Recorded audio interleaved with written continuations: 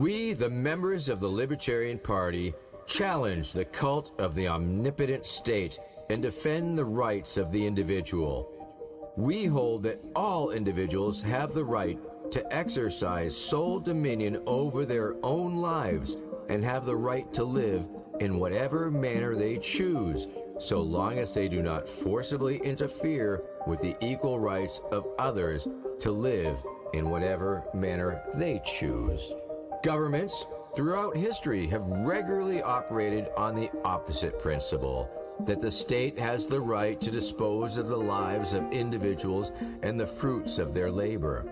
Even within the United States, all political parties other than our own grant to government the right to regulate the lives of individuals and seize the fruits of their labor without their consent. We, on the contrary, deny the right of any government to do these things and hold that where governments exist, they must not violate the rights of any individual, namely, 1, the right to life. Accordingly, we support the prohibition of the initiation of physical force against others. 2, the right to liberty of speech and action. Accordingly, we oppose all attempts by government to abridge the freedom of speech and press, as well as government censorship in any form. And 3, the right to property. Accordingly, we oppose all government interference with private property, such as confiscation, nationalization, and eminent domain, and support the prohibition of robbery, trespass, fraud, and misrepresentation. Since governments, when instituted, must not violate individual rights, we oppose all interference by government in the areas of voluntary and contractual relations among individuals. People should not be forced to sacrifice their lives and property for the benefit of others. They should be left free by government to deal with one another as free traders, and the resultant economic system, the only one compatible with the protection of individual rights, is the free market.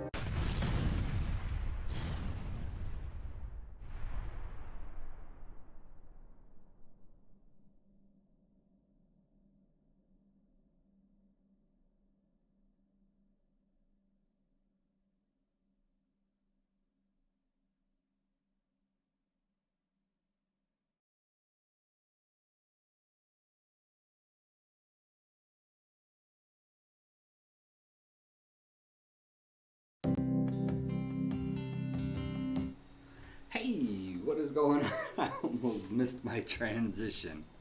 Sorry about that. You almost got to listen to the timer one more time. It's actually on a loop, so it would just go 10 minutes, 10 minutes, 10 minutes. But so yeah, I just did a little something different with the timer. Hope y'all liked it. Put Vermin's Libertarian Party statement of principle there at the end. So I hope you liked that. Let me know if the audio is off. I'm trying to get the background music to where it's just background music, but I can't really tell very well. I changed my whole studio around, so my green screen's now permanent, mounted to the wall. I got a nice open space here now, so it's pretty nice. I'm going to be quiet for 1 second.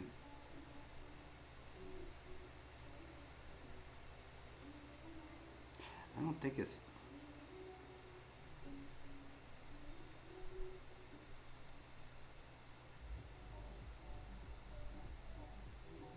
I don't think it's okay. It might be all right. I'll have to go back and listen to it later. But anyways, welcome. Good morning. Good afternoon. Good evening. Whatever it is where you're in your neck of the woods. Apologize for that. Still trying to get everything situated. We have a visitor, G Liberty. What's up, buddy? What's up? How'd you sleep? Good. Good. Yeah. Your brother woke you up? Your hair's all messy. Because I went biking yesterday. Oh, yeah. You had your helmet on? Mm-hmm. You went biking yesterday? Sweating. Yeah. Yeah. For fun. I see. And I had a vegetable. Devolving. Yep, that guy. This is Gabriel. That's David just walked in front of the camera. So, The camera's right there. I thought it was right here. I wanted to talk about libertarians. What's it mean to be a libertarian? I think that's what I had on my thumbnail. So just like some generalized concepts and stuff, unless you guys want to talk about something else. You see him walk in front of the camera. There's the delay, so we got to see David walk in front of the camera. Wonk, wonk, wonk. Mm-hmm. So, do you like the setup like this better? Which one? So I moved everything around. Background? Sure. Yeah. Yeah, the background. and Side. everything. Yeah, Sideways the now. actual air can get in here now. Yeah. So the screen blocking it all. And it's cold. And it's almost clean. It's cold, really. But anyways, yeah, they're not quite the interviewers that I like our old friend Evolve, but not very good stand-ins. A lot less argumentative though. All the arguments were what made it fun, right? That's what Bruno's was saying, and I missed it like a couple days ago. He wrote a comment that was talking about it, and I appreciated the back and forth too. I guess I need to. This is actually really good for me. Like I've always said before, I'm not saying that Evolve won't ever come back or something. I'm actually thinking about reaching out and seeing if he wants to, because I want to test out doing a Zoom meeting where, and I've mentioned it to him before, where I could have him on my stream on Zoom and he could have me on his stream on Zoom, or something like that, and see if we could make that work. It shouldn't on Zoom. There shouldn't be a delay. So I think it would be pretty cool. You know what I mean? So we might actually try that out in the future. What up? Did you read all those books? Did I read all those books? No, I have not. I've read quite a few of them. I have read The Art of War, and I read the Tao Te Ching. Star Trek? Probably. No, that's like a magazine. But so yeah, that's the thing. These guys, they're more distracting than they are anything else, huh? So, libertarians, we believe in that. If you listen to Vermin's intro, then you kind of got a real good gist of what libertarians are. There's a lot to it, though. We're going through our national convention right now, and so I was listening. It went about 5 or 6 hours, and it was just, we use Robert's rules for our parliamentary party, intra-party activities, legislation and stuff within the party, and it's really a good principle, but it kind of leaves the door wide open for anybody to talk. You can basically have a point of order or a point of personal privilege or whatever and interrupt what's going on. Anybody can pass motions and stuff like that, or amend a motion, and so it can get really complicated. And so we're doing our national convention online. So there was over 1,000 people, libertarians, in Zoom. And I'm going to tell you something about libertarians. We are a very, very diverse community. There are people from every spectrum, every walk of life as libertarians, because we all are joined in the desire for a free society, for liberty, and I think that's what makes it so great as a party, is that diversity, and but you also get a lot of characters. So there's a lot of charactering going on, and our chair, he handled it really well. There's a lot of people that are not happy with our national party chair for some reason. He's not up for re-election, so he's not running again. He's done it for 4 terms, I think. So he's been, I think is it 8 years? Abby's dad is a Republican? Okay. Almost a libertarian. We'll fix that, okay? I just got to talk to him a little bit more. So yeah, it's where was I?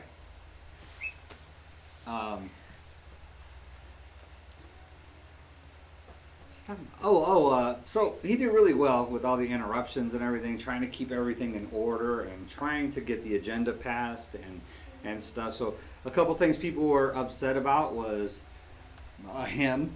You know, they were like, you know, I choose to have the chair vacated. You know, somebody, you know, passed, you know, voted, wanted to have a motion to have the chair vacated, which means he would just walk away, I guess. I don't know.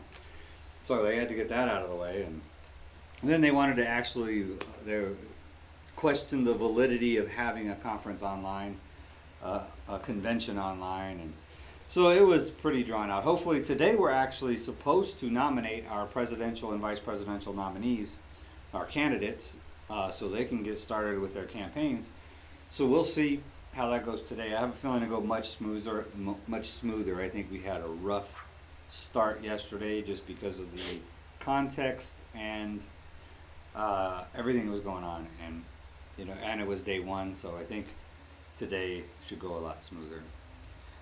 Plus, they should know better how to handle that type of distractions going on. So that's kicking off here in a couple of hours, our day 2 of our national convention. But it just made me think, so I'm listening to the convention, and I'm an alternate, so I'm waiting to see if I get to be seated, and then I'll do the voting and stuff as a delegate. But so I'm in the Texas Libertarian chat on Discord, and we're just talking about stuff, and a concept kept coming up to me that really bothered me, and it was talking about, do people even want to be free? Do they even care about freedom anymore? Do they? I mean, are they happy just staying at home collecting a check from the government?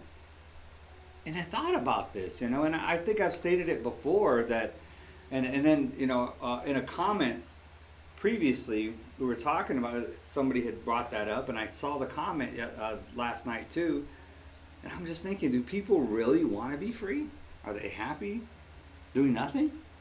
Doing nothing productive, or not striving for any kind of success in their life?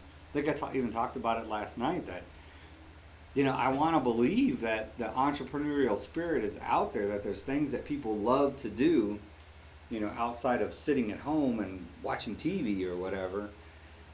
I would hope that there's other things that people would like to do. And I find it hard to believe that there's no drive to succeed.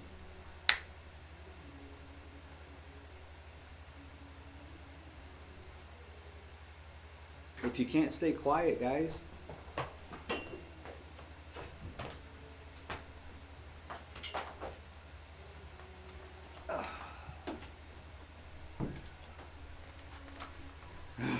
I mean, they're not looking, they're actually looking at the video on my computer and the music playing over there. So, I don't know. But anyway, so that kind of bothered me, that the question whether people wanted to be free. And I really, as a Christian, I really believe, I mean, it's all over the Bible that how, the fight for freedom and everything. But I think the key here is complacency. I think that we've gotten so used to our freedoms that we've become complacent. We don't realize what it means to actually be oppressed, to actually be ruled by a tyrannical government. So we don't realize that, and I think we're getting a little taste of it right now, and I think a lot of people are rejecting it. They're realizing that, whoa, what's going on? So I think there's going to be a big turnaround. Now, hopefully once they open everything, I can't believe I'm still talking about them not having everything open yet. It's ridiculous. The curve was flattened. This thing is over. What are we doing? But anyways, I digress again. But yeah, I think I just hope that people don't return to that same state of complacency, about You just had your liberties robbed from you. I talked about yesterday the letter from the Texas Supreme Court. I mean, that was telling about, hey, your emergency orders cannot violate constitutional liberties, although they have. So let's see what happens now. The Supreme Court of Texas basically said you need to take these issues up to the district courts, and then they'll get brought up to the Supreme Court. So safety and happiness will always be picked over freedom. Well, I don't think you can be happy without freedom. I don't think those two things coexist. Now, safety and freedom cannot exist, can coexist as well, but safety and happiness, it all depends. It's the level of force that's used in accomplishing those goals. So I'm not sure about that. Make people happy and feel safe. Freedom don't matter. Oh, I see what you're saying. Yeah, put them at home. Give them a check to spend online and food in the fridge, and they don't really care whether they can't do anything else. Until it's like they say, there's a Russian proverb, I think, or something, that talks about how to catch wild pigs. I was reading about. It's actually it's a jab at socialism, but it actually applies to what you're talking about, Bruno's. People are happy with money and safety. Yeah. So what this thing is this Russia. I think it's a Russian proverb because it's socialism. United Socialist. Yeah. Anyways, so what it is how to catch a wild pig. And what you do is you go out into the woods, or how to catch wild pigs, plural. You go out in the woods and you put corn, like a pile of corn, on the ground. You walk away, and the pigs will come up and eat the corn. And every day you go out there and put more corn, and then pretty soon all the pigs will come and eat from the corn. And then they walk away. So you put up a fence, just one fence. They'll come up and eat the corn. And then they might stay away for a little while because the fence looks different, but then they'll come up and start eating the corn again. Then you put up another fence, and then they'll might stay away for a little while, and they'll come up and start eating the corn again. And you put up another fence. So now you have 3 fences. They walk in, they'll eat the corn, and now you put up a gate, and you just leave the gate open. They come up and they start eating the corn, and then you close the gate on them, and now you just caught you some wild pigs. And the funny thing is the pigs will go crazy at first, realizing that they just got caged. But what happens is, you put corn in there, they just go back to eating the corn. And they no longer care that they're caged, because they have the corn. So, kind of goes to what you're saying. As long as they're fed, they're okay. And, I mean, it goes to basic instinct, though. Pigs' basic instinct is just to search for food and to stay alive. So, of course, they don't like being caged because now they feel like they're, they can't, their safety is at risk. They can't run anymore. So that natural instinct to flee from danger is no longer an available option to them. So, because that's what they run on, is instinct. But people, on the other hand, I think have a natural tendency towards freedom. Unlike the animal kingdom, we have free will. God's granted us free will, so once we can no longer exercise that free will, then we'll rebel against it. It's happened throughout history. In any kind of oppressive situation, where the oppression usually comes from government, but sometimes it don't. But anytime a person or people are oppressed, eventually they always fight back. They'll always push back. So that's the difference between pigs and humans. And the thing is like I said, I think it's a matter of complacency. I think what you're talking about, Bruno's, about people are happy, just give them money and they don't care whether they have freedom or not. I don't even think it's so much of a safety issue. That I think that's just an excuse, an excuse to be lazy and stay home. And I think it is. I think it might be a serious problem, that complacency. So hopefully that this little taste of oppression that we're getting during COVID-19 is a wake-up call to people, and we'll have a good rally for liberty where we realize that our government has entirely too much power, and we're not protected by the Constitution like we thought we were. It's just all around bad, and I hope that's not the case. But because the people that I'm around, I don't know about your neck of the woods, but the people that I'm around, that I hang out with, that's the way they are. I mean, I can't imagine that I just attract motivated people. You know what I mean? But most of the people that I know want to be successful. They want to be out there making money, doing what they do to further society along. So that's where I'm kind of conflicted. I could see how people could be lazy and unmotivated and be happy with, just whatever goes on out there is none of my business type of thing. Until the thing is that eventually the oppression turns into force. So, eventually they're going to get to the point where they reach that level of power where they're going to begin forcing their will upon people. And that turns into a sort of slavery, So it can all turn upside down. This is all like really philosophical stuff, but it's been on my mind lately. That do people really want to be successful? Do they really care? Or are they happy just watching TV, watching other people being successful on TV and social media, and just putting their comments or 2 cents on social media and think that they're actually making a difference in the world? I don't know. I mean, that was kind of the thing. The thing I was getting stuck in. I still do every once. I'll get sucked into it. That vortex of social media, like Facebook, where you see all these ridiculous posts and stuff. Then I would feel compelled to like comment, like I can somehow reach these people, and then it always ends up turning upside down, and you realize that you really can't reach some people, especially on social media. That's why I like this platform better, is because you can see my face, and you can see how genuine I am. And I think in chat, like texting and stuff, it's really hard to emphasize how genuine you are. And for me, it's really hard for me to get my point across, like in that platform. You have to be really careful too, because it's so toxic.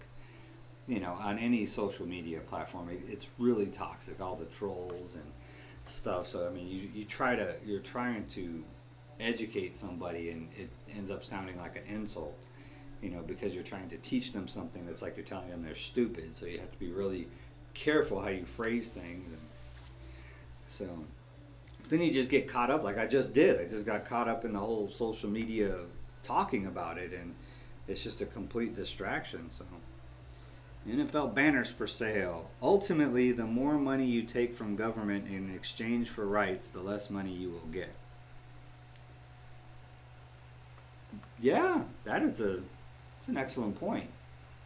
The more money you take from government in exchange for rights, the less money you will get. Yeah, because the less control you will have, the more control they will have.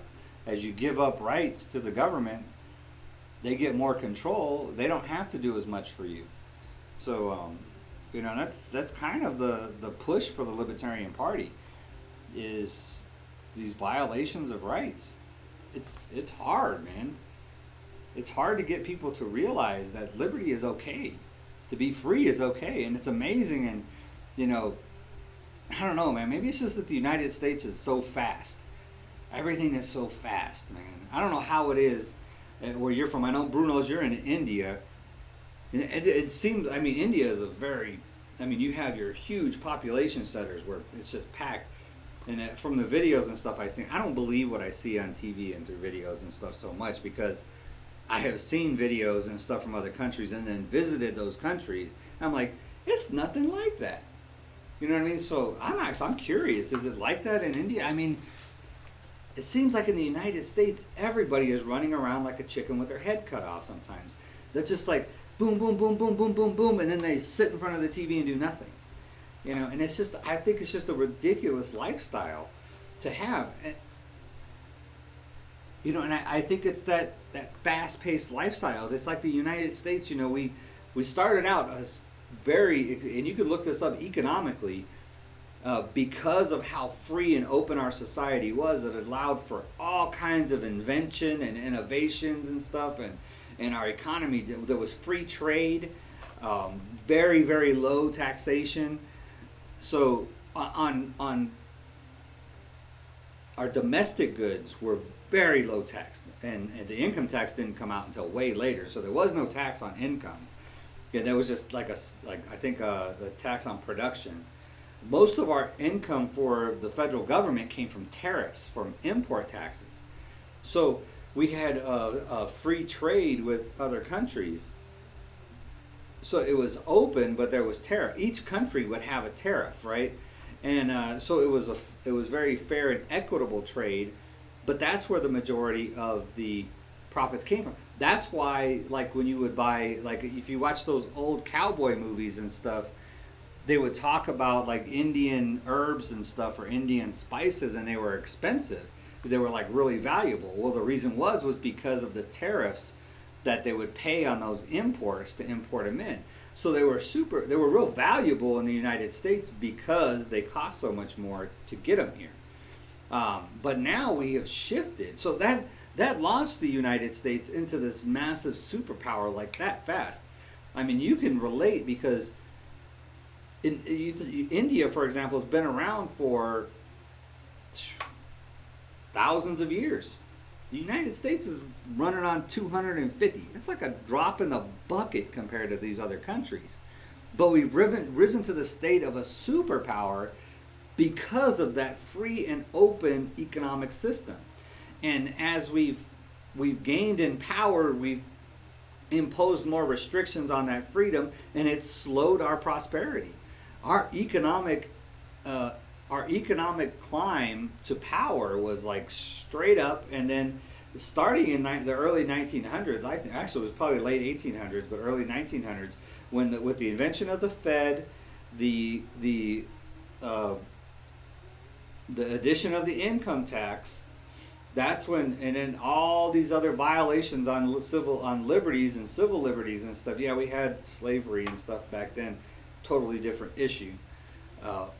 And actually, they thought our economy would collapse if we ended the slave trade, if we stopped slavery. And of course, that didn't happen, because anything that adds to freedom or freeing a people is not going to be devastating to your economy. And I think the United States has proven that.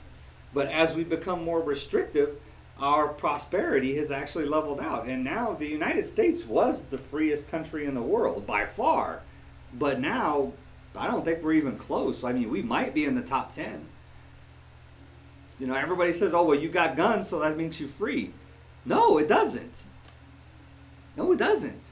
Yeah, okay, we're free to own guns. Okay, and there's a lot of countries that aren't. But there's a lot of countries that you aren't free to own guns that are freer than the United States. So they may have that one restriction, but you know they don't have a war on drugs, and they don't have all this oppressive taxation and all these other restrictions on your rights and liberties and stuff. You know, I mean, Sweden didn't even consider the stuff that the United States did. And why did they do that? Because we've made our government seem like we made our government think that it's their responsibility to take care of us. When did that become American? I don't understand that. When did that become something that humans do? It's true though. You know, yeah, but you notice the government through this COVID-19 pandemic has shown that we can take away all of your other rights. We don't have to mess with your guns. We can take everything else. Sure, you can carry your gun, but you can't leave your house. You can't go to work. because you have a non-essential job. You can't go to church. You can't gather. So what's the use of having guns? That's what I'm saying. And I'd love to go visit your country someday, Bruno's. I mean, it just because, although I am a Christian, I have followed Buddhism for a long time, and a little bit of Hinduism, and I always pronounce this wrong, Sikh religion, that culture. And I like it. I love that culture because it's the peaceful altruism that it proposes. That's what it's all about. That's what I love about Buddhism. Buddhism's like the only religion that there's no way you could ever justify going to war, because you absolutely cannot. You can't. The whole religion revolves around altruism and compassion for other people. So, I don't know. It's but there's a lot of countryside in India too. And you guys, I'd love to go visit the Dalai Lama before he passes. I mean, he's getting up there, and he's in Dharamsala, but I mean, that whole situation too is ridiculous. China invades Tibet in the 1950s. So the Chinese army rolls up into Tibet and claims it as a state. That you've always been part of China. I don't know what you're talking about, that you were a sovereign state. And what are a bunch of Tibetan monks going to do? One of the Tibetan monks that was there for the invasion, he said, I was scared. He said, I was scared, and people were like, "You're scared? You're a monk. What? How can you possibly be scared?" And he's like, "Well, I was scared that I would lose my compassion for the Chinese." I was like, man, that's big. So yeah, that's interesting. See, I just got way off track again. It's your fault, Bruno's. So yeah, I thought about that from the very beginning too. I was like, wow, hey, they're not attacking our Second Amendment. They're just attacking the 1st, 3rd, 4th, 9th, 10th. It's a whole basket full of them. The NRA's like, well, I'm good. Oh man, this is going to be wild what comes out of this stuff, though. It is Bruno says, yes, it is a enlightenment. Your soul will be at peace, filled with love, and yet question all forms of hate. And that's kind of where I'm at now. That's kind of what I do. I have my religious philosophy is it's very blended because I've studied so many different cultures and religions and stuff. So a lot of Christians will not agree with me. Well, a lot of people of other religions won't agree with me, but that's okay.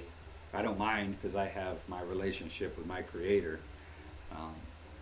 So one of the arguments that I've gotten with Christians before is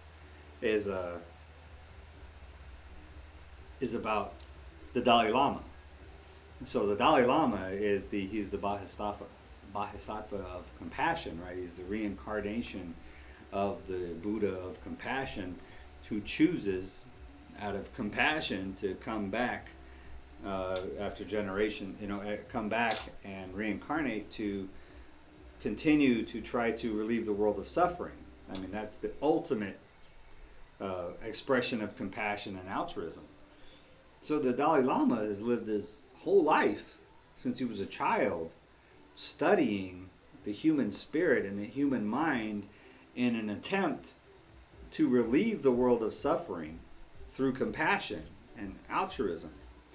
And so I talked to some Christians, and I'm like, well, he's not Christian. He's the Dalai Lama. So he's Buddhist. So, he's going to go to hell. Really? You really believe that? So a man who's lived his life in a more Christ-like fashion than most preachers, pastors, and evangelists is going to burn in hell because he was born and raised in a different belief system. Like, that's what I'm saying. So what that tells me is that those type of Christians put Jesus in a box. They say, here's the man that was Jesus. You must worship the man that was, sent here by God and lived his life and did his ministry, died on a cross, and then was resurrected for all of our sins. That you must, that's it. Otherwise, you're done, right? And to me, that's a really closed-minded concept, and it kind of puts Jesus in a box. The way I see it is, Jesus is the spirit of Jesus. He's the spirit of kindness and compassion and altruism and love your neighbor and all the things that he taught. All that is the spirit of what Jesus is. Jesus is so much more than a man who died on a cross and was resurrected 3 days later. He's so much more than that. He's the spirit of all those things that he represented. And to believe in that spirit doesn't even require a name attached to it. If you have that spirit in your heart, if you've accepted that spirit, that Christ-like Jesus spirit into your heart, that's what I think matters. And you can't say that there's many people on the planet that have that Christ-like Jesus spirit in their heart than the Dalai Lama. Or the Buddha, for that matter. The Buddha was around before Jesus. Maybe that was God's first attempt. Like, let me see if I can just inspire this guy to do it. And they're like, nope, that didn't work. So now let me send Jesus. So, I don't know. But the Buddha never claimed to be a god. So, the Buddha just claimed to be enlightened. So, but, that's just me. It's just me, so. But yeah, it's, that spirit of Jesus, though, that's what matters. More than anything, you can't tell me that's not what matters more than anything else. To God, to the Creator, the omnipotent Creator of the universe, you can't tell me that just saying some words and having somebody splash some water on your face is what matters. It's what's in here matters. Your actions towards others that matter. God wants us to love each other and empower each other and, lift each other up. Stuff like that. So, anyways. Yeah, appreciate those comments. Your soul will be at peace, filled with love, and yet question all forms of hate. Yeah, I do.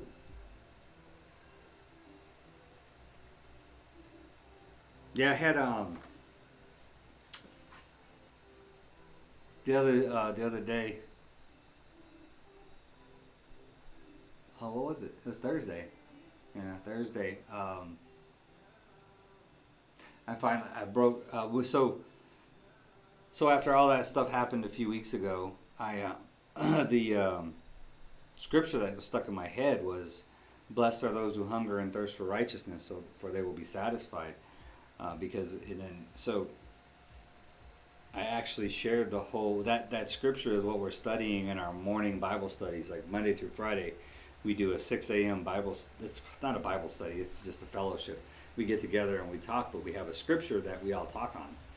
And it's interesting because there's 100 people on there, and maybe 10 people will talk on a scripture, and it'll be 10 totally different concepts and ideas on the same 10 words, and it's amazing. But so I talked on it Thursday, and I told the whole story to my church. 100 people. I couldn't believe it, but I felt just driven to do it, like it was something that I had to do to lift that burden from me and move forward. And since then, it has been a tremendous feeling. And and prior to that, I hadn't even thought about considering bringing Evolve back in on these streams and stuff. But since Thursday, since I basically just released that into the world and just tossed that burden onto my fellow Christians in my church,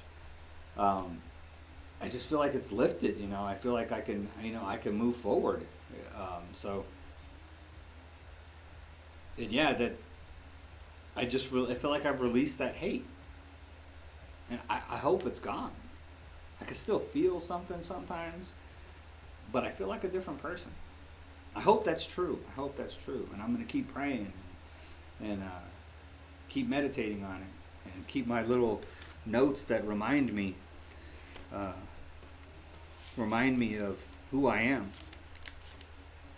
Like my note I have here for my streams is about meekness. Lower myself so God's words can come through. Humility is our strength. You think of some of the greatest people in human history, and they're not the conquerors. They're not the egotists. They're the compassionate and humble people that have done the most for our world.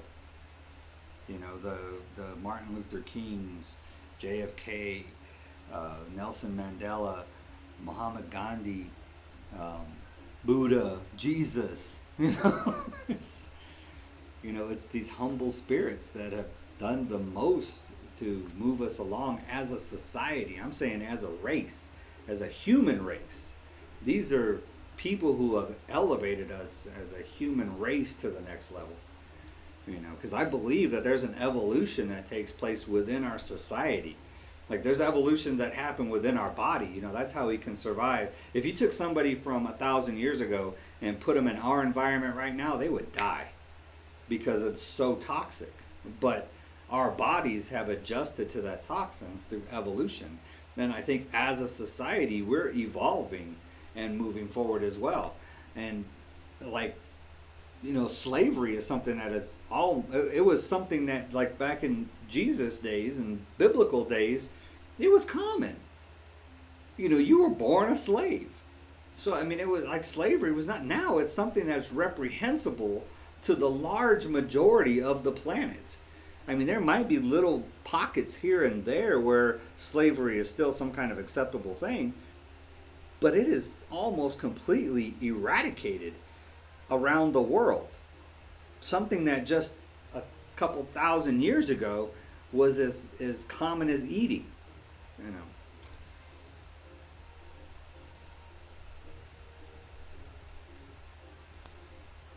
Keep praying. You have to get to a point of no hate, all forgiveness. It is possible. I believe that too.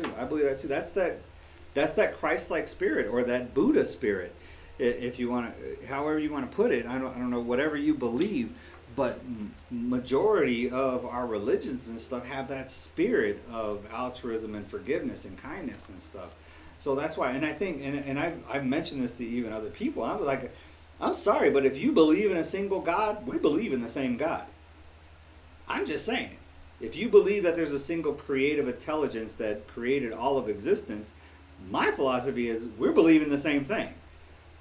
The one God. So if you believe that there's 15 gods, then we're probably different. But if you believe in a single God, I believe in a single God, why are we going to fight? So yeah, it's just it's a journey, man. Life is a journey. So I'm learning all the time. Hopefully I can remain free enough to continue learning. Oh, this is I forgot to talk about my shirt. This is Team RWB Eagles. It's a team red, white, and blue. It's a veterans, since it's Memorial Day weekend in the U.S. here. This is a veterans organization that's all voluntary.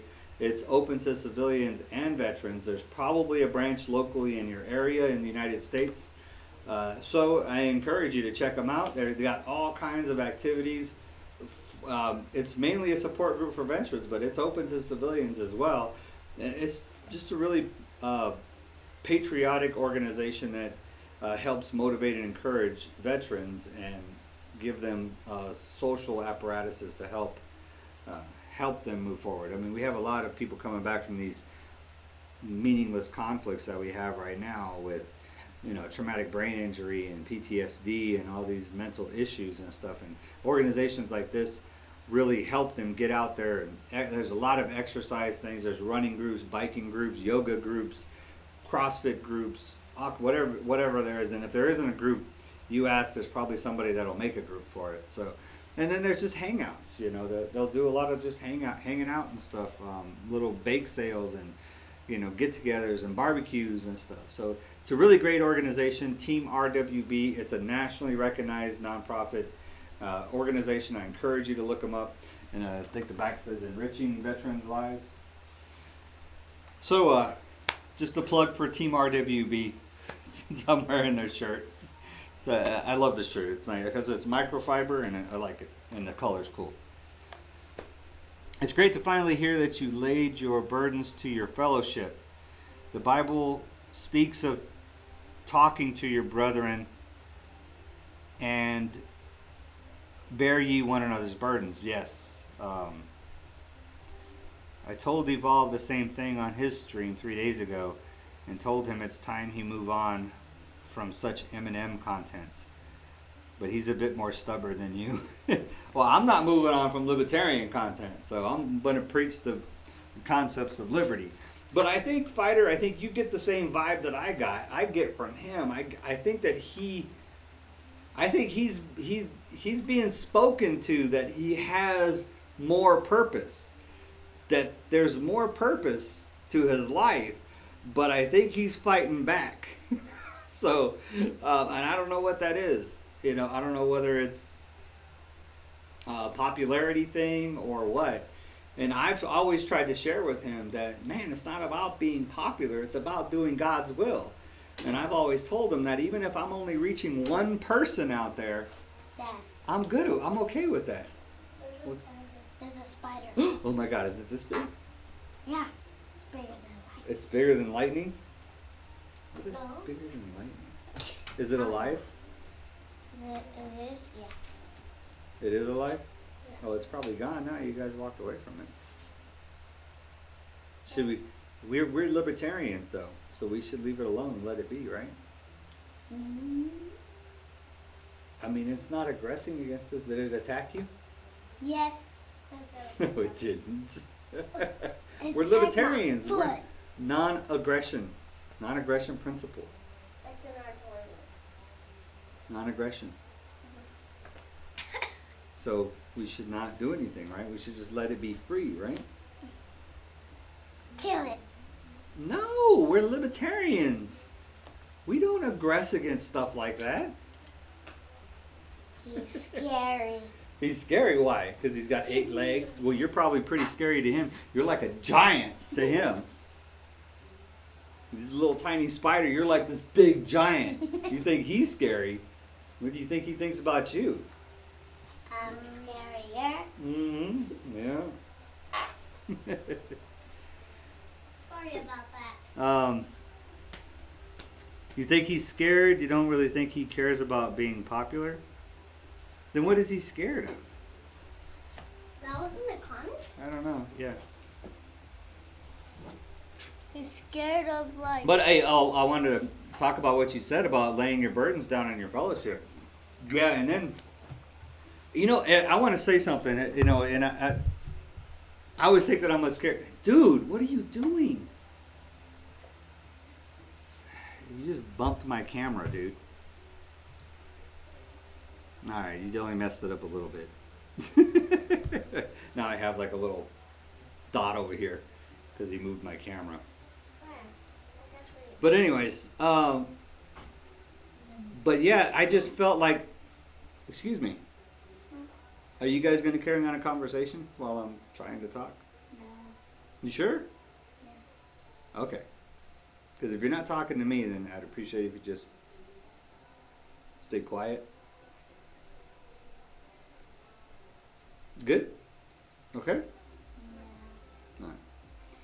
So, that Thursday, it was funny because, you know, I knew that we were talking about that scripture, so I didn't know how to, so we're in Zoom, and I didn't know how to raise my hands, because you had to raise your hand for a pastor to call on you so you can speak.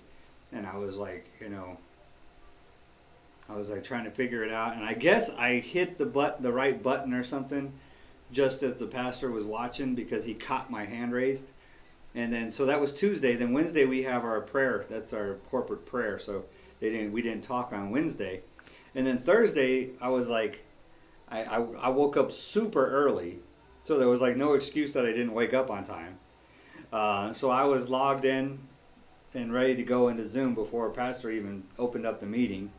And then I just felt like there was like this push, like it was like God just telling me that no, there's not going to be any reason why you're not going to do this. Like it literally felt to me like a warning. Like this is not something that you want to be disobedient about. You're going to tell this story. You're going to tell this to your church.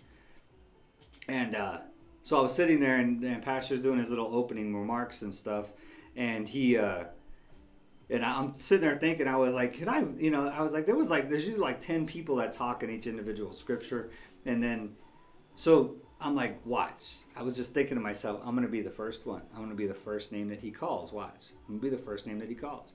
And sure enough, he's like, Dave, let's hear from you. And I'm like, really? So he the first part was about actually he wanted to talk about what it meant by hungering and thirsting, and so I kind of gave him what I thought about that, the difference between hungering and thirsting, and then I went in and told him the whole story, and man, the response I got even afterwards, like people were messaging me from church. I had a couple of my brothers from church that messaged me and said, hey man, your testimony just, it gave me a lot to think about. Like I have stuff I need to work on that I didn't even realize. So yeah, and that's just how, that's why it's, a testimony. It's a test that, you end up sharing. So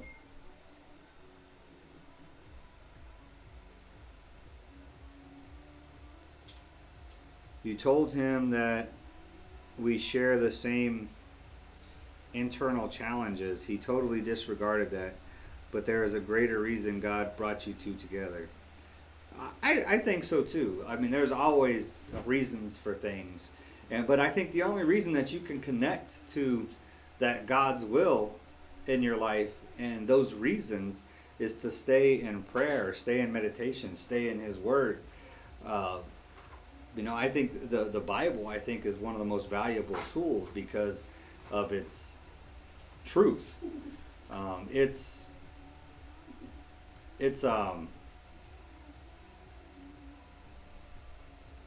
It speaks to everybody individually.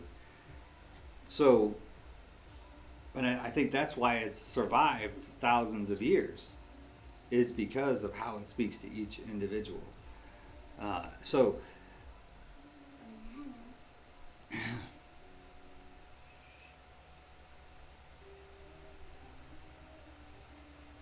Do you guys want to come and just talk? Do you want to do the live stream? Are you sure? It seems he fear and don't want to go full down a path he has no full control over. He seems to be the type that must know every outcome beforehand. But this path is full of uncertainties and rewards. And that's the thing about the way I feel about God's will and God's power. It's always in conflict with your ego. I honestly believe that there is a conflict between ego and the spirit. I don't believe that there's a devil. I think the devil is your ego. It's your selfishness. It's your belief in the self. That is the enemy. And if you look at any of the negative emotions and stuff that people would contribute to those that are sinful or those that are, demon possessed or whatever you want to call it, devilish or, evil or whatever, all of those emotions are all selfish, egotistical emotions.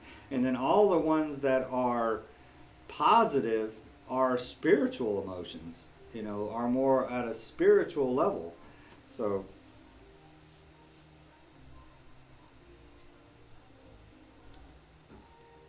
and that's, I think, and I have challenged him a few times about that you got to get outside your ego. I think we all need to. I mean, we all struggle with it. That's the struggle. That's the battle, is between ego and spirit. If you stay in the spiritual, if you make every effort to try and stay in that spiritual state, in that state of inspiration, as Wayne Dyer would call it, and keep the ego in check, I think you live such a happier and more joyful life, though. You know, but you may think that, you know, that's why I think it says in the Bible something about a rich man getting into heaven's like a camel fitting through the eye of a needle or something like that, is because to be that wealthy requires some ego in it. You know, when you get that much power, you begin to think that it's because of you, and not that it's because of God or that it's because of something spiritual. Hey Dave, I'm here just listening, taking it all in. Hey Tublogs, welcome, appreciate it. Yeah, I got to keep an eye on my watch. It's 7:10 right now here in El Paso time, and at 8 I got to log into our Libertarian Convention. So appreciate the comments, man. Fighter, that's some good stuff, man. Evolve will tell you quick he has no ego. I know. And that's one of the things that bothers me about him. Anybody that doesn't recognize that they have an ego has an ego. You know what I mean? It's egotistical to say, I don't have an ego, you know? No, you do. Everybody does. You know, it's the conflict. You got to be attacking that thing, you know? You got to stay. You know, that's my strive, and then that's one of the ways I try to keep myself in check, is to realize that this is the ego talking. You know, this is the ego. You know, the fear that, you know, if I don't, you know, teach my kids this, and if I don't, I got to intervene in every situation. You know, to make I'm the one that has to teach them. They can't just learn the lessons on their own and stuff like that. I mean, the ego as a parent, man, that becomes super dominant. And because you want to feel like you're the important one in the relationship, right? And I don't think that's the case. A lot of things you just leave it to God. You know, just let them learn on their own. Let them grow on their own. And don't have to intervene in every single thing. And I got to tell myself that every day. It's hard. Especially with two little dudes like this. They're cool though. A couple of cool kids with their glasses and stuff. So yeah, that's the thing, is just watch the chords, guys. Yeah, watch the chords. I just stepped on the cord. So yep. Is your dad mean? No. One says no, the other one says yes. You're a joker, though. You're the joker. Yeah. What you gonna do the next Devolve on? I think we should do the one on bullying. Sure. Yeah. A Devolve episode on bullying. But I am a bully to my brother. I like that one about. Sometimes you are. Sometimes your brother's a bully to That you. means I have to be in the video because. No, you want to be? Bully. Yeah, you could be like an actor or something. You could pretend like you're the bully, and you're bullying Devolve. Yeah.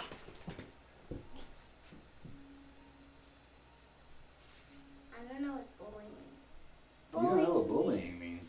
I don't. When somebody's mean to you for no reason, don't pull on the screen. I don't know how well it's. Will it take long to drop or something? Also, your screen's fluffy. Are those twins or a computer glitch? Lifelong independent, interested in learning more about the Libertarian Party. I was a lifelong independent as well. Welcome, magazine. No, they're not twins. They're actually 16 months apart. So a lot of people say that. I think it's a thing if you have, because I can tell the difference between other people's boys now if they're close together. So, but they look totally different to me. I don't know why. And to other parents that have boys that are close together, they think they look the same too. Because we're not the same. And people's And people, families who he don't know, count on him. He can be successful, I guess, and make you feel like you have to always have it together. Yeah. I forgot. Yeah, that's true. That's true. You know, like I've always said, I think he has a passion for the that stuff. Thanks, magazine. Thanks, magazine. Hey, the LP, man, the Libertarian Party. I was an independent for a long time. I'll give you a quick rundown since you're kind of new to the channel.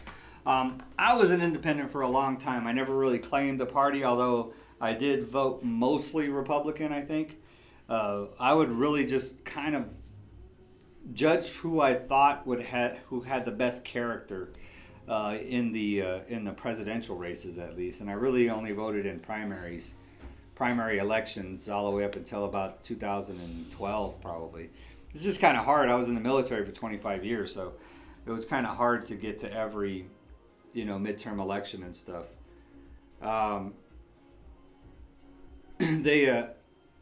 But I think 2012 is when Ron Paul left Congress, and he did his outgoing congressional speech. I encourage you. As a matter of fact, I'm going to do an episode on Ron Paul's exit speech, since that's really what converted me to being a libertarian.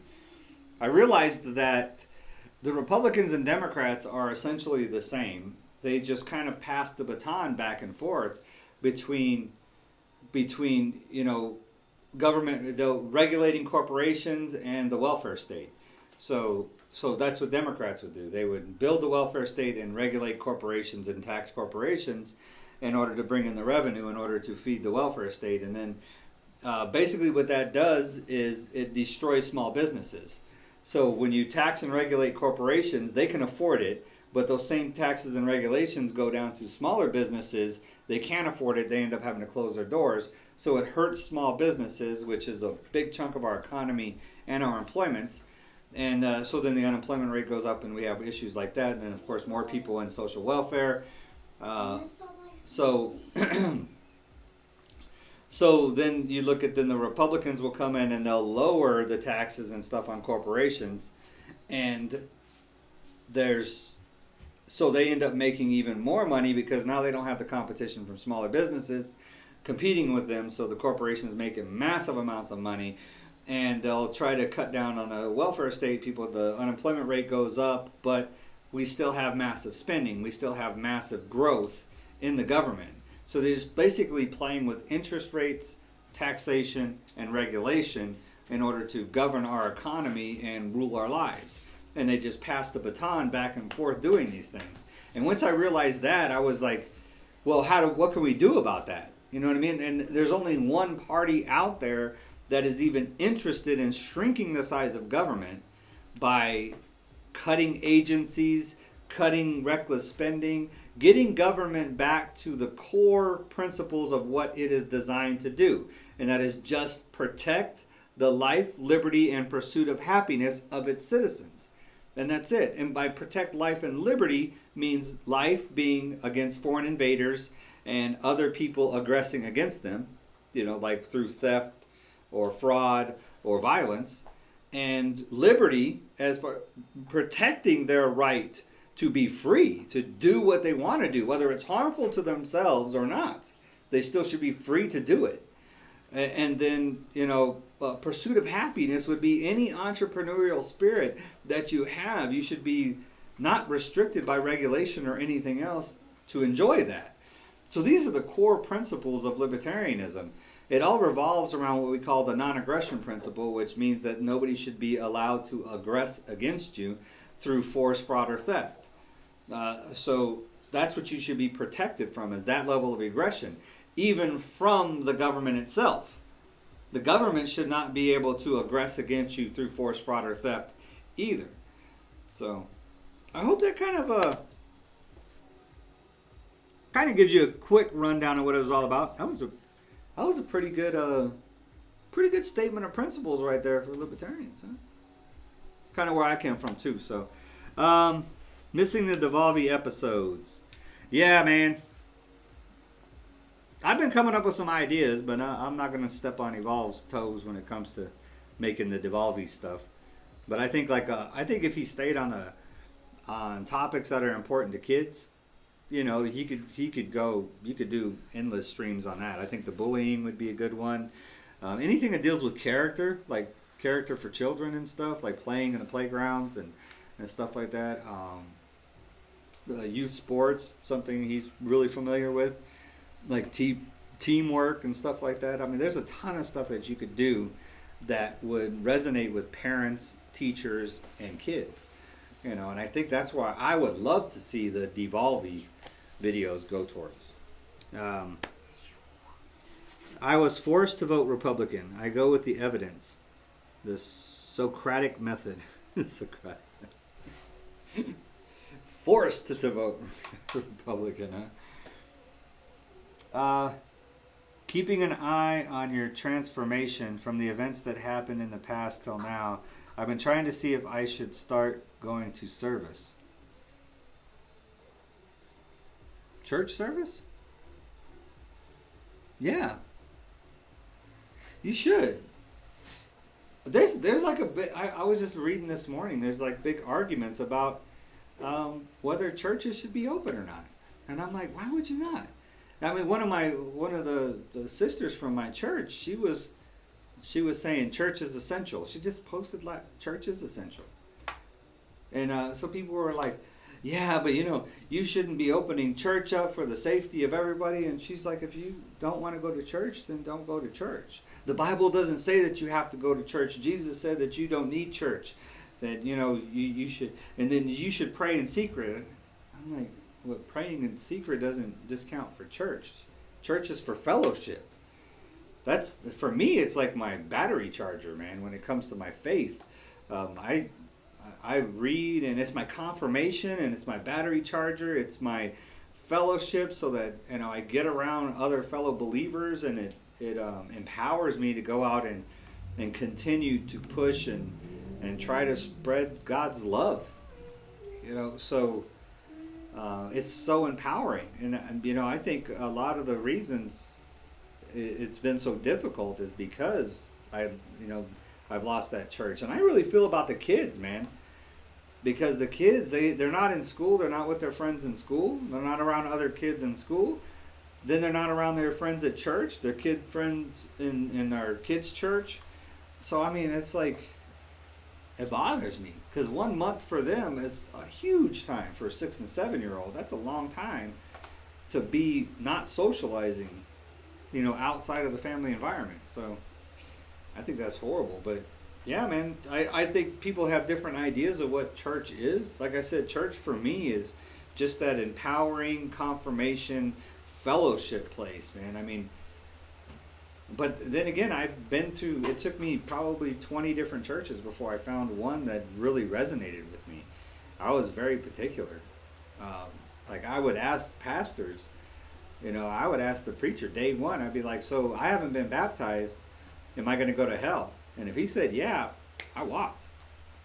If I walked into a church and within the first 2 or 3 services, all they were talking about was tithing and offerings, I walked.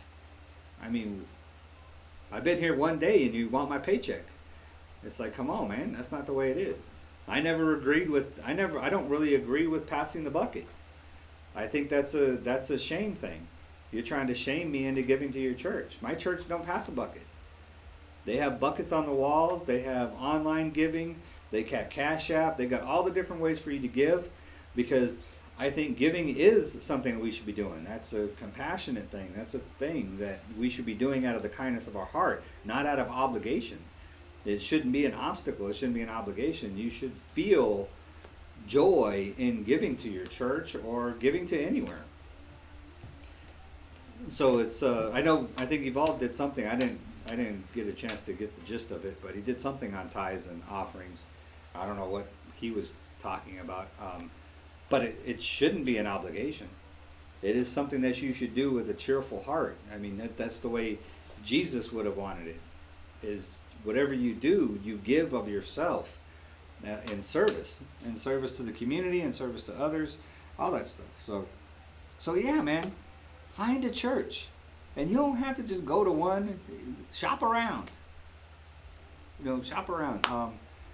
But find a church you connect to and give it a chance. Give it a chance. Give it a couple services and see how it works for you. I stand for everything libertarians do. It's just the fear of their party turning and flipping like the other did one day. You know, it's hard. It's really hard for the Libertarian Party to flip because our party is grounded in principles. The Republicans and the Democrats aren't. You know, because I know what you're talking about. They're flipping, right?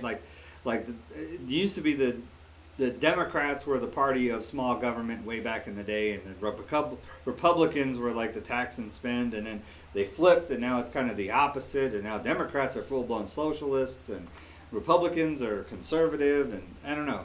But it used to be there was Democratic conservatives, and there was Republican liberals, and then there was moderates. And the Libertarian Party actually came into existence is because both of them started moving so far away from liberty in the 60s, the 50s and 60s. There was this pull away from more libertarian concepts. There used to be a lot of Republican and Democrat libertarians. But when they started pulling away, then that's in 1971, that's when the Libertarian Party came into effect. Actually was founded in 1971 because the lack of libertarian representation in our government. So they created a party of their own. But our party is grounded in principle. So it's really hard for our party to flip either way. We have a lot of infighting about purity tests and stuff like that. But the principle of our party is to move that needle towards liberty. It's like I share with my viewers all the time. You could say full-blown dictatorship over here, like monarchy, full power to the state over here, and then you have libertarian, or you have anarchy over here. So anarchy and full-blown government aggression through monarchy, dictatorship, or whatever. You know, right now I would say the U.S. is sitting probably around here. Libertarians are right here. We want to just move the needle this way, not this way. We seem to be going in this direction. We need to start going back this direction. And by voting libertarian, you can tell your representatives, whether Democrat or Republican, that you want to move. I mean, even if we don't win elections, just voting libertarian tells your government that you want to move the needle back in this direction towards liberty. So that's key. I thought you wrote those Devolve series and Evolve would edit. I agree. The only one I did not care for was the preacher one. That was a tough one for me. The reason I didn't like it was because it didn't sound like it was coming from a child. So I don't mind, you know, that he scripts them and stuff, but, and I know the Eminem one didn't sound like it was coming from a child either, but it was, you obviously knew that was scripted, you know. But the teacher ones and the school ones are, I think, are really cool because it's actually the way that a child would think. You know, it's some of the ways a child would talk. It's actually what I think a lot of children feel, but just don't know how to express it. So that's what I think could be really great about Devolve is you know, we can actually express how, you know, show some things that children want to express but don't know how. So I think that's really powerful. Church is essential, just like liquor stores to others. If you are helping addicts and stressed out people medicate with alcohol, stores, you must help the faithful medicate with open church doors. Amen to that. Amen to that. I don't know why this comment got held, but I will definitely show it. Now I lost it. Oh, okay, it's right there. It's right. It showed up in the same spot. Yeah. I don't. In India, liquor stores were not essential in India. So just to let you know that in India they got cut with all the other non-essential businesses and stuff. So might have something to do with that Enlightenment thing. But the one of the excuses I heard was because people who are addicted to alcohol would go through withdrawals and DTs, and they would go to the hospital and overcrowd the hospital with their withdrawal symptoms. So that's why they left the liquor stores open. And I'm like, that seems like a pretty flimsy excuse. I think there's a big, huge alcohol lobby in the United States right now. I think it is like the new cigarette lobby was back in the days, right? Now that people realize that cigarettes are not good, so now there's not a whole, but the alcohol lobby. I mean, you think about not only about the stores being considered essential and being left open, but you think about it. Every show that you watch on TV, start paying attention. Beer or some kind of booze. I was watching. I mean, like Supergirl is like at the end of every show, they got a drink or a beer, or they're meeting in a bar or something. I mean, it's just like every single show has some kind of alcohol in it. It's crazy. It's like the thing. Everything has some kind of booze. Like Family Guy, like the beer thing out in the bush or whatever. I mean, no, is that Family Guy? No, I don't think it was Family Guy. But anyways, but yeah, man, I think there's an alcohol lobby. There's like this big push for alcohol, like being socially acceptable. It's weird, but Democrats are and have always been the party of slavery. Republicans used to be the best. They're essentially the same. But yeah, Democrats were the party of slavery back in slavery days. And they are the proponents of the welfare state, which the welfare state is a form of slavery. We're just going to pay you to stay home. Pay you to vote for us. Pay you to give us power. So that's kind of what the philosophy of the welfare state is. And then since you're getting our money, we get to tell you anything we want to make you have to do to keep our money. So,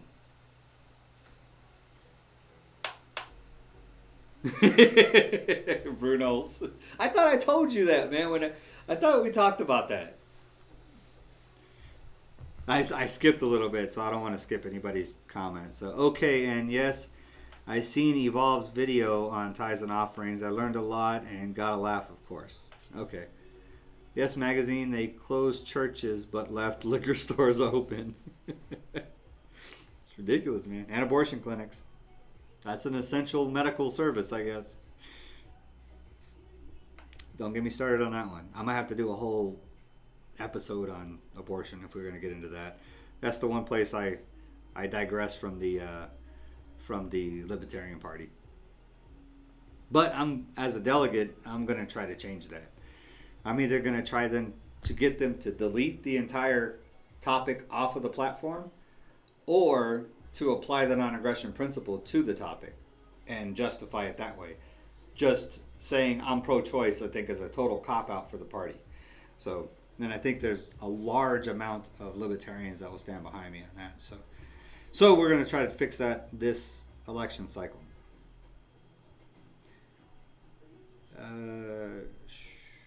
I would have voted Republican since Lincoln all the way to JFK, then went independent or libertarian.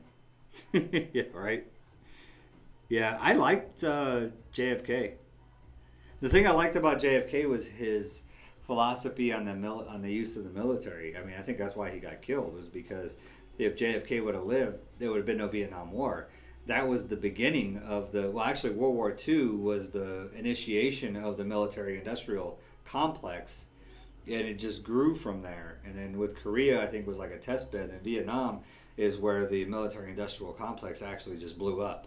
I mean, so I think that war was actually devised in order to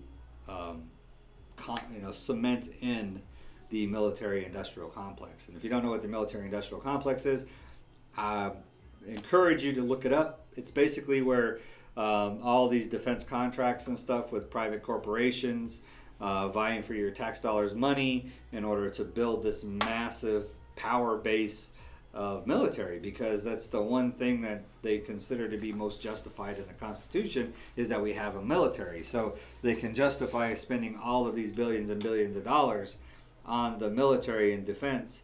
But what they're really doing is funneling this money into these other corporations and stuff. It's the private industry and military combine that create this military industrial complex. It's just a massive thing. It's not conspiracy theory or anything. It's just a fact.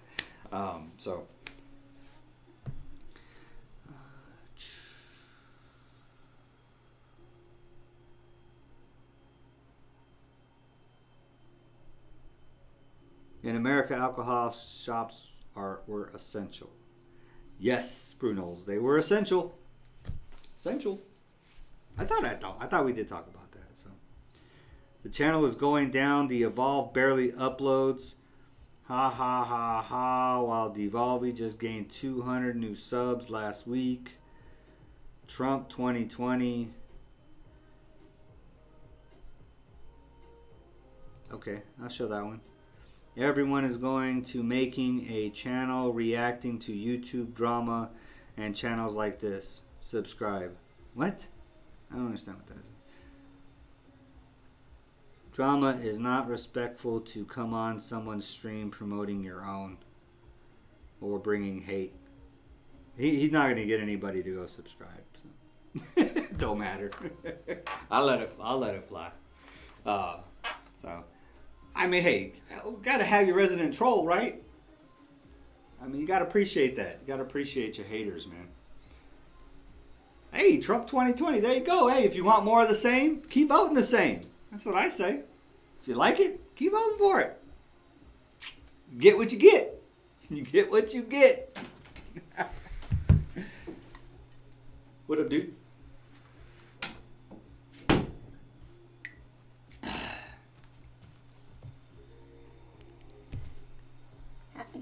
Nothing? Nothing.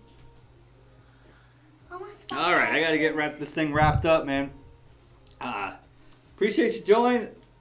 It's good to see you, magazine. I hope I see you again. Please subscribe if you haven't subscribed. I'm on live Tuesdays and Fridays at 4 p.m. Mountain Time, and then Saturday mornings sometime between 6 and 7 a.m. Mountain Time, which is 1 hour ahead of Pacific. So I'm live 3 days a week. I try to do uploads, but I'm really bad at editing, so I need to get back into it. I keep telling myself that. I need to edit.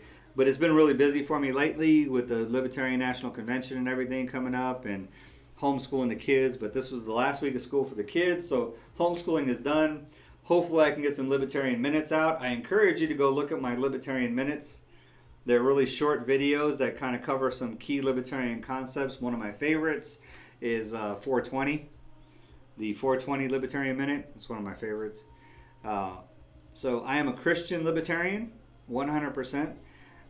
Or libertarian Christian, however you want to put it. But I enjoy, it is my faith, my libertarianism that actually brought me back to my faith. And the faith that has empowered my libertarianism.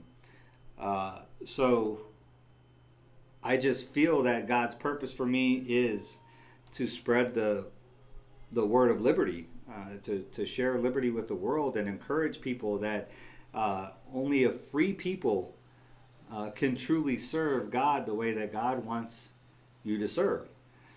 So whatever that purpose is, whatever God's purpose is in your life, if you are not free, then you may be restricted in being able to do that purpose. So I think that's why God's will for us is to be free. You know, if it's like I tell people are like, oh, well, you're an anarchist. You don't believe in any government at all. I'm like, well, yeah, I think anarchy could be a utopia. If everybody was following God's will for their life, there would be no need for government. You would be self-governed, basically. So I don't claim anarchist because I don't think we're ready for that yet. I think society will eventually evolve to that point where anarchy will work, but we're not there yet. Maybe a few more generations. We'll see. Oh, cool, man. Appreciate it. Thanks a lot, Drama. Drama said the only thing that was good on this channel was the minutes. Minutes are good, man. Yeah, I enjoy those too. I like them because they're easy to share. and you know, spread around and stuff. Post them on Facebook and everything, and people will watch a 2-minute video. You know, especially if it's got some comedy in it, and you know, and it's we kind of make fun of the government and spreading the message of liberty at the same time, showing how kind of silly it is that some of these restrictions that are put on us. So yeah, I like the Libertarian Minutes. I'm gonna try to get back into them soon. Appreciate the sub, man. Appreciate it. Donald did way more than your last president.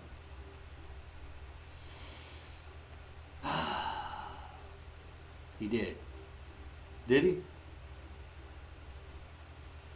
Did he? Let's see. Donald did way more than Obama. Let's see. I always measure things in how much restricted liberties I've had with each president. So Obama restricted my ability to choose how I want to serve myself in the medical community. So that was a restriction of liberty there. He's also taxed the heck out of people, and he also deported like more people than any other president in history. So I think that's a big violation of liberty too. Trump has confined us to our houses. I think that's a pretty huge violation of liberty there.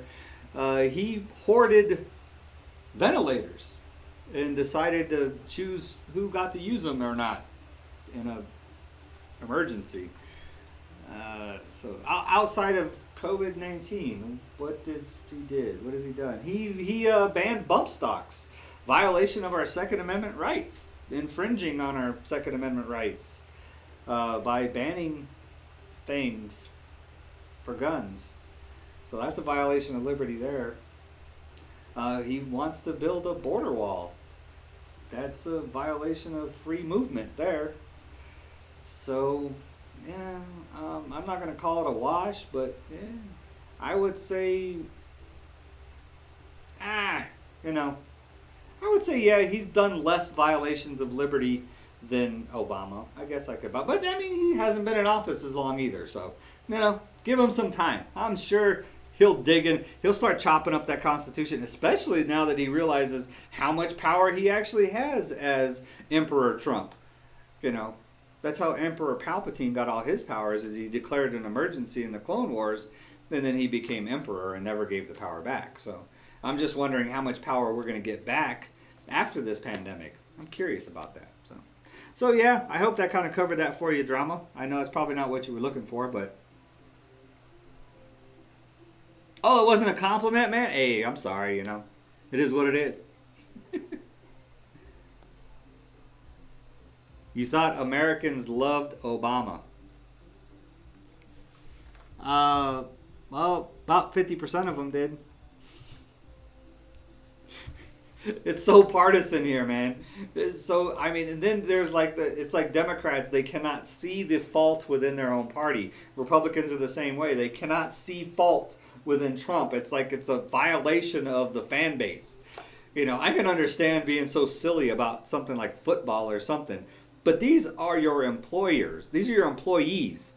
Our representatives in government are our employees. We're supposed to hold them accountable, not be fans. I'm team blue and I'm team red. I can't believe that. Libertarians aren't like that. We beat each other up all the time. Because we see how that fan mentality, that fanatic mentality is working in the Democrat and Republican Party. It's crazy. Like, you can't tell me that Obama was perfect or that Trump is perfect. You're crazy. If you can't see fault in the person that you hired to do a job, then you aren't a very good employer. Maybe you should quit hiring people. So,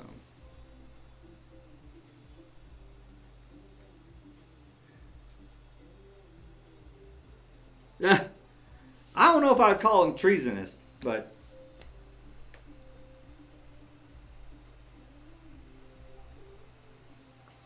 50% loved Obama. No, I wouldn't say 50% loved Obama. I would say about 30, maybe 20, 30% loved him. And then a lot of people respected him. And a lot of people were kind of, he's better than the other guy. I think the large majority of our voter base in this country just votes because they don't want the other guy to win. You know, that's just what it boils down to. You know, well, vote for me because you don't want that guy to win. I mean, a perfect example was Hillary and Trump. You know, oh, you got to vote for Trump because you don't want the murderous Hillary to win. And then you got to vote for Hillary because you don't want the sexist Trump to win. It's freaking madness, man.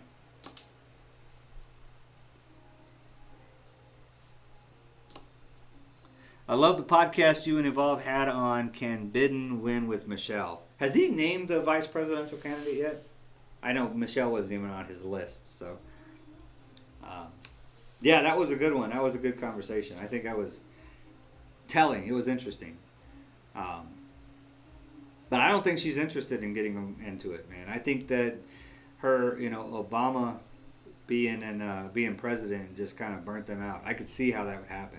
Just being involved in this political stuff I can imagine how it is at the highest point of power, just your entire life, you know, under a microscope, and every decision you make having the power to make or break or kill, or, you know, it's just crazy. I mean, that amount of stress for one person or on a family is, I don't know. So, but that's why that's I think was probably a key why she wouldn't get involved in politics, at least not at this time. Maybe later, who knows.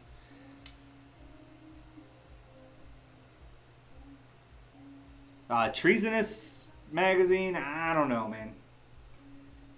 I definitely didn't like Obama. I don't like a bunch of the policies that he had in mind. But questioning his character, he sounded like a used car salesman. He was very well spoken. You know, he's very well spoken, especially compared to our current president. That guy was good in front of a microphone. Even without the teleprompters, he was good. So probably why he rose to the place where he is now. But I mean, I think the worst thing about Obama's administration was the lost opportunity that he had. You know, they gave him the Nobel Prize, the Nobel Peace Prize. I mean, like right after he got elected. He hadn't even done anything yet. And I you know, that should have been an encouragement for him. I think he had the opportunity as the first African American president to unite this country in a way that no other president could have done it. To end the wars and to build freedom and liberty, and instead he just fell right back into the same partisan politic hole that every other one of these Republicans and Democrats fall into. You know, I don't think Trump has fell into that hole as much, but he has done very little different within the party than anybody else has. You know, he fundamentally changed like the character of the Republican Party, but as Justin Amash said, and I'm going to post this video, I got permission to, so, but as Justin Amash said, you know, the party is pretty much the same. It's ran by the old Republicans, and the same as the Democrats. It's ran by Nancy Pelosi and Mitch McConnell. You know, he runs the Republicans, so that's who's running the parties. That's who's running our government right now. The president is just a figurehead for the most part. Can't get a whole lot done. So, but that's what I think the worst thing about Obama's administration was the missed opportunity that he had, that he could have used his position to do. So, regardless of how I feel about the bunch of policies that he had, stuff that he did, you know, the worst thing that I heard him say was, you know, I have the power of the pen, so you don't want to, like we were talking about executive orders. Like, if Congress don't agree with me, I got the power of the pen. That's the worst thing a president can say, man. That's the most divisive and combative personality to have. And it's, I mean, basically the same thing Trump does now. Just, you know, Pelosi puts the whole reason the HR 6800 ain't going to get passed is because it was a Democrat that submitted it. So just because it's a Democrat, Trump's not even going to look at it. He's going to veto it off the spot. Well, it's not even going to get past the Senate, so he's not even going to get to see it. The Republican Senate's going to boot it out just because it was a Democrat that submitted it. So,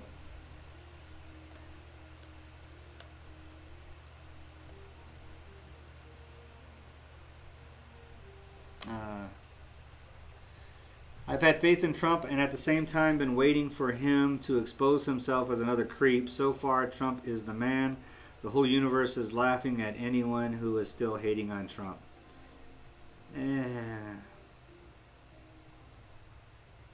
You're one of those Trumpsters, huh? Are you like, go Trump? I'm a big fan of this guy who doesn't stand up for liberty, doesn't stand up for the Constitution, violates our Second Amendment rights, wants to build a border wall for no particular reason. Instead of actually fixing our immigration system and helping our economy, he wants to build a wall. You know, he's got issues, man. He cut corporate taxes and regulation in order to build the economy, and it worked. The problem is that he didn't cut spending, so he created the largest deficit in U.S. history, and that was before all these stimulus packages through COVID-19 and stuff. So now these massive stimulus packages that have come out is going to cover up the fact that Trump increased the deficit to the point in the United States higher than any other president in history. I think higher than probably every other president in history combined or something, somebody was saying. Now since the pandemic. So it's, you know, we're just digging ourselves further and further in debt because he cut his revenue through corporate taxes and stuff and didn't cut spending. They refuse to cut any programs whatsoever because they think that by cutting these programs, they're going to lose votes. So they're just keep throwing money and programs at people in order to try to get people's votes.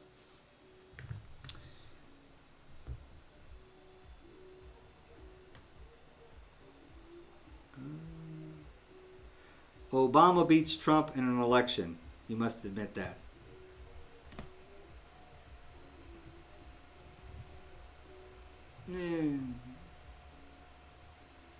You know, I don't know.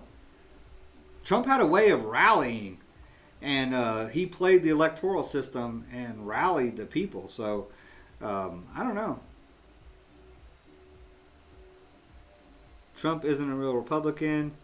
It's been him against the world, the Republicans, the Democrats, mainstream media, Hollywood, everything but patriots. But patriots is against Trump. No, I'm not buying it. I buy that everybody's against him, including a lot of people within his own party. But I don't agree that everything but patriots. Patriots would defend the Constitution of the United States. President Trump not only doesn't seem to care about the Constitution of the United States, but he doesn't even seem to know what's written in it. So, you know. A patriot's going to know what it means to support and defend the Constitution of the United States. It's what I swore an oath to time and time again. But every one of these politicians just seems to not care about that oath. Us soldiers, we don't forget because we're willing to put our life on the line for that piece of paper.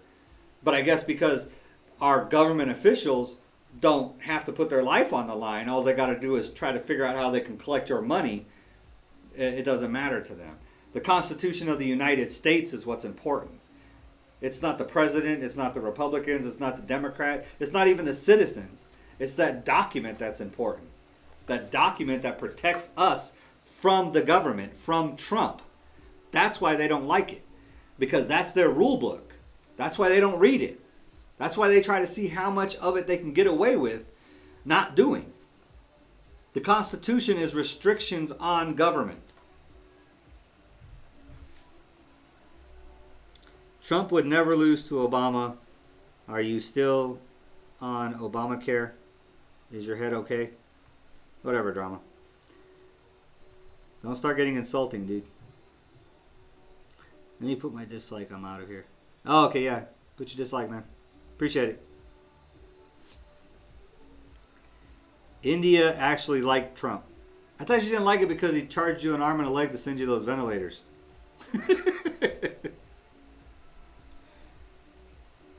Trump did what no party would do. He exposed the treason and the sex slavery.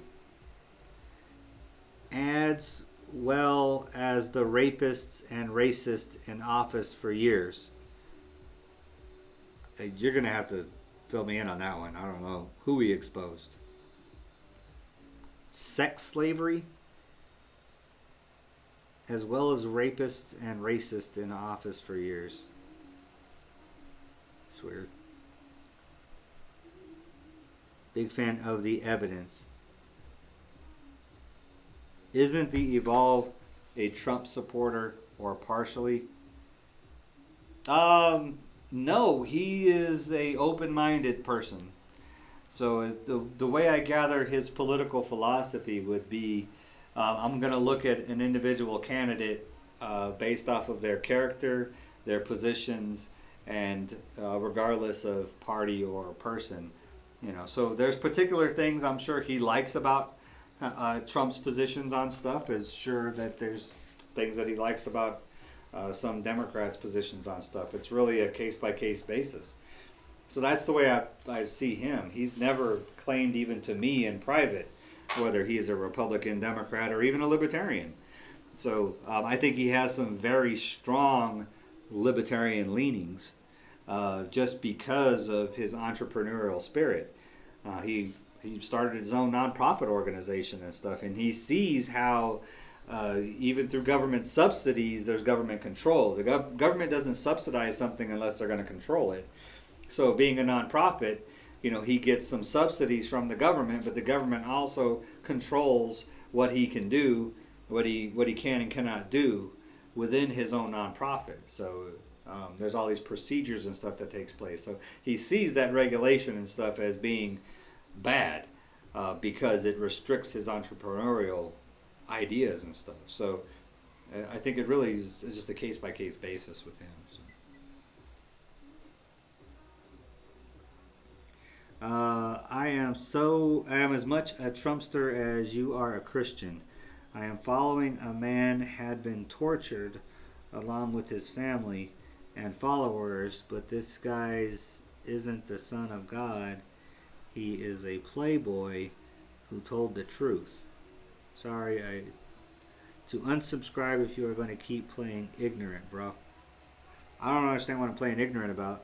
I'm just speaking the truth.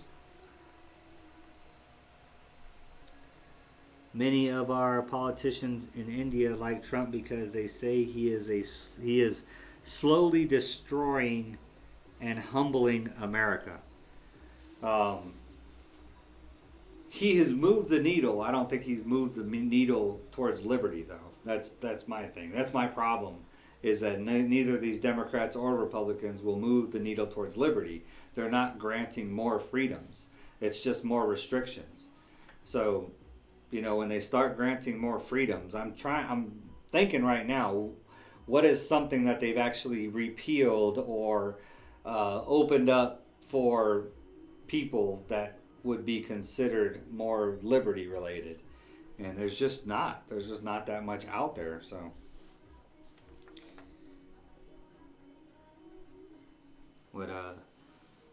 it's the way it is, Bruno's. I mean, it's the way it is in the United States, is that, like I was saying earlier, I don't understand how people become so obsessed with this one character of president, whether it was Obama when Obama was president and now with Trump. It's like people, I don't know why they get this fan mentality, like the person can do no wrong.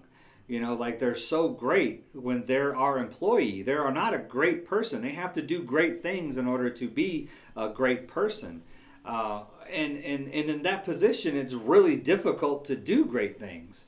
The thing to keep in mind is that we have hired them to do a job as president, and that's what we need to hold them accountable for doing that job. They're not celebrities. They're not anything to require your fanatic allegiance to. I don't know how else to explain that. I don't understand people getting so divisive about these politicians, these presidents and stuff. It's just, I don't know, it's baffling to me. They're employees. They just do a job. What we need to do is we need to get the rich people out of office.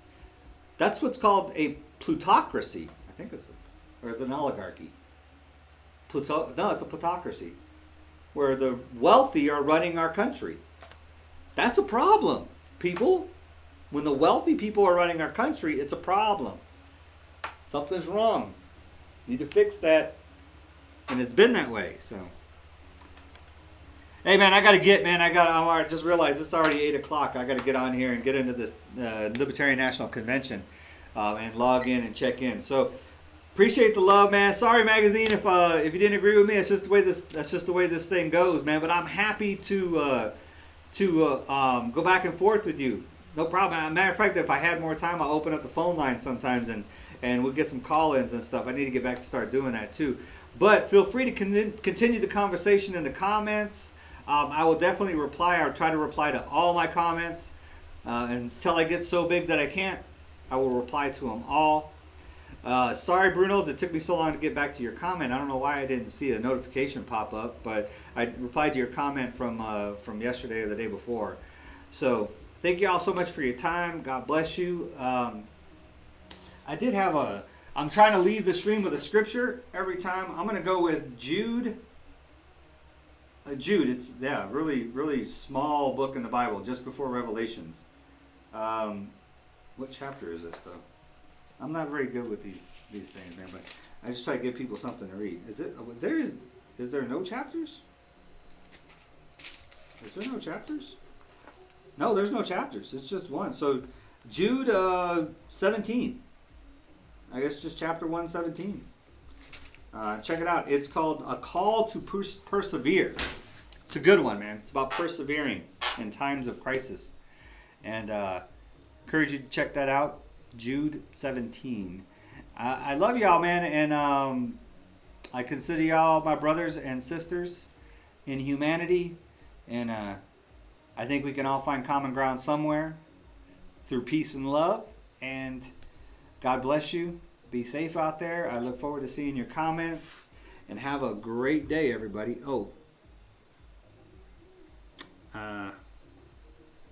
Magazine said, come on, everything that made Trump win and turn the world completely upside down, you all are pretending not to know about. Oh, yeah, I see that. I know what you're talking about, man. I know. I know what you're talking about. I just don't believe that he's your savior. He's not the savior of the country. He's only interested. He's an ego-driven, power-hungry person. And no good for the people can come from somebody like that. I mean, that's just how I feel.